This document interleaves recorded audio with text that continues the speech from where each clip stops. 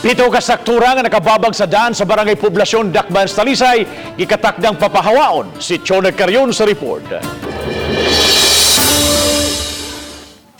Tipik sa pagpatuman sa discipline zone sa Barangay Poblasyon, mo ang pagpahigay ng clearing operations sa mga nakabalda sa kadalanan.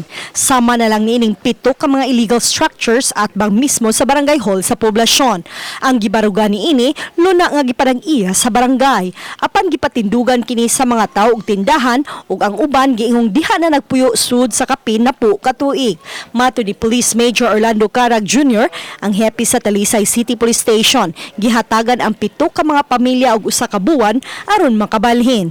Aalis sila dun sa ginawa nilang fixed structure. Mitingon ang katong mga balay nga naka-encroach na sa atong sidewalk nga nakahatag og peligro.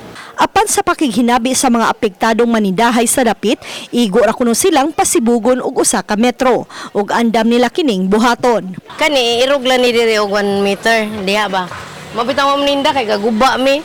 Kay motuman sad mi sa kuan sa kapitan kay mao may mando sad ni dito mluim sad mi di mi sugot. Okay lang siya dito. Wali siya gikas ka no. Okay lang. Normal balaod sa adlaw. Ang opisyal sa Barangay Poblasyon magbutang na unya og mga stalls alang sa mga apektado aron mauniporme na ang ilang baligyaan. Allowed silang magtinda pero wag sa gitna ng kalsada.